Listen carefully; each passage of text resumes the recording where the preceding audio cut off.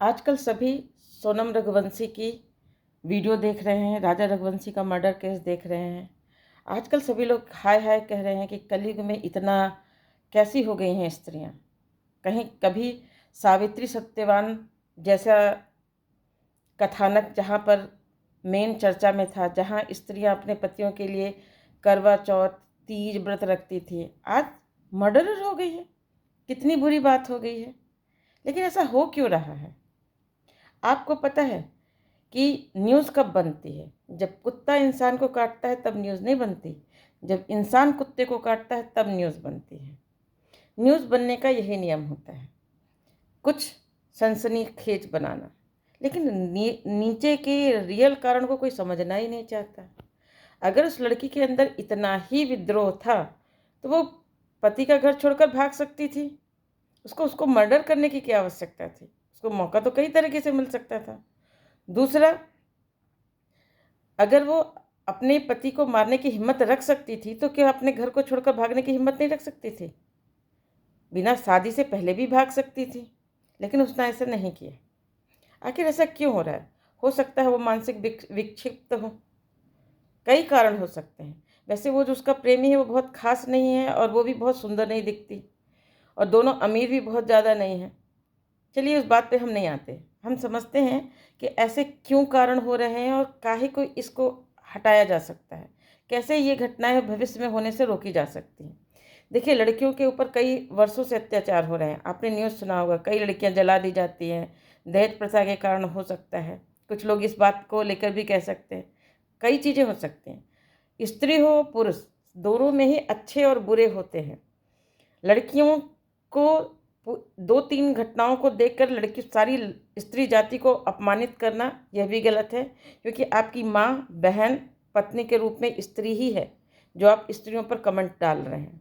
दूसरा, अगर आप सारी बुरी घटनाओं को, रेप केस के और दहेज प्रथा में जलती स्त्रियों को देखकर अगर आप सारी पुरुष समाज को अपमानित करना चाहते हैं तो भी आप ये भी समझ लीजिए कि आपका पति, आपका भाई, आपका पिता वो भी पुरुष है। स्त्री और पुरुष एक दूसरे के विद्रोही नहीं है, एक दूसरे के पूरक है, तभी ये सृष्टि चलेगी, अन्यथा चलेगी ही नहीं। और आप कहते हैं कि अच्छाई बुराई, बिल्कुल। पुरुष के 5 रूप उपलब्ध हैं, हर युग में थे, आज भी हैं और भविष्य में भी रहेंगे। क्या क्या हैं? नर पिशाच, पशु मानव, मानव, देव मानव, महामानव। इंसान जैसा चाहे अपनी चेतना को ऊपर या नीचे गिरा सकता है। वैसे स्त्रियों के भी कई रूप हैं। कैसे? बला, अबला, सबला, महादेवी, ऋषि। हम जैसा चाहें वैसे स्त्रियों के भी कई रूप बना सकते हैं। बला जो होती हैं वो विध्वंस के लिए ही होती हैं, वैसे ही नर पिशाच जो होते हैं वो विध्वंस के लिए होते हैं। ऐसे लोगों की चेतना इतनी गिर जाती है कि इन्हें अच्छा और बुरा समझने में फ़र्क नहीं होता। ये किसी की पीड़ा को नहीं समझ सकते, ये किसी के दर्द को नहीं समझ सकते, ये केवल अपने ही अपने स्वार्थ में जीते हैं। फिर ऐसे लोग तैयार कैसे हो रहे हैं? ऐसे कुसंस्कारी, विध्वंसकारी, समाज के लिए घातक लोग तैयार कैसे हो रहे हैं? ऐसे लोग तैयार हो रहे हैं, इसके कई कारण हैं। एक तो माता पिता के मिले संस्कार, दूसरा वो संस्कार जो उनके पूर्व जन्म से हैं, तीसरा आजकल के वातावरण में आसपास मिलने वाले संस्कार, चौथा आजकल का जो मुख्य कारक है वो सोशल मीडिया, टीवी, सीरियल, ये सारे बहुत ऐसे कारण हैं जिसके कारण लोग दिशा से भटक रहे हैं। तो हम इन सबको कैसे रोकथाम लगा सकते हैं? सबसे पहली चीज़ है, सही संस्कार देना पड़ेगा। अगर सही संस्कार नहीं देंगे तो ऐसी ही विध्वंसकारी पीढ़ियां जन्म लेती रहेंगी, ऐसे ही समाज के विघटनकारी तत्व बढ़ते रहेंगे। अगर मनुष्य में देवत्व, धरती का स्वर्ग लाना है तो गर्भावस्था से ही अच्छे संस्कार बच्चों को देना पड़ेगा। गायत्री परिवार एक बहुत अच्छी मुहिम चला रहा है, आओ बढ़े संस्कारवान पीढ़ी, जिसमें गर्भ से ही बच्चों को अच्छे संस्कार दिए जाते हैं।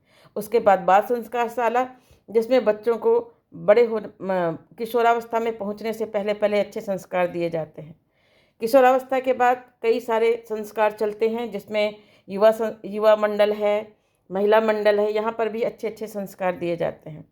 तो अगर आप चाहते हैं कि ऐसे विध्वंसकारी, ऐसे विघटनकारी आपके घर पैदा ना हों, आपके घर ऐसे कुसंस्कार न जन्मे, तो आज ही आप अपने नज़दीकी शक्तिपीठ में जाइए, गायत्री तपोभूमि मथुरा में जाइए, गायत्री युक्ति शांति कुंज में जाइए। वहाँ वहाँ खुद भी ऐसे 5-5 दिन, 9-9 दिन के शिविरों में भाग लीजिए। अपने बच्चों को भी भाग दिलवाइए। अपने बच्चों को ऐसा चंदन बना दीजिए कि चंदन विष व्यापत नहीं लिपटे रहत भुजंग। अपने बच्चे की चेतना को इतने ऊर्ध्वगामी बना दीजिए कि उनके ऊपर दूसरों के दिए कुसंस्कार असरकारी ना हो। अपने बच्चे के अंदर संस्कार का ऐसा एंटीडोट तैयार कर दीजिए कि बुरे संस्कार उस पर प्रभावी ना हो। अगर आप ऐसा नहीं कर सके तो ऐसी न्यूज़ आपके घर में भी बन सकती है। तो समझदार इंसान वही है जो समय समय से पहले अपनी तैयारी कर ले। अगर आप समय से पहले अपनी तैयारी नहीं करेंगे तो आप सिर्फ दूसरों को, जब तक दूसरे के घर में आग है तब तक आप मज़े ले सकते हैं, लेकिन कब वह आग आपके घर तक पहुंच जाएगी ये आप नहीं सोच सकते।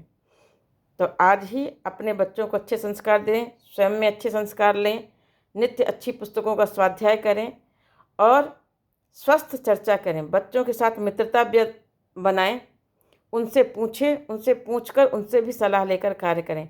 अपने निर्णय बच्चों पर ज़बरदस्ती मत थोपें। अब वो समय नहीं रह गया कि आप जो भी समय अपने विचार थोप देंगे और बच्चे उसको चुपचाप सुन लेंगे। तो समझदारी इसी में है कि बच्चों के साथ स्वस्थ संवाद करें, एक दूसरे से शेयर करें और सोच समझकर सही निर्णय लें।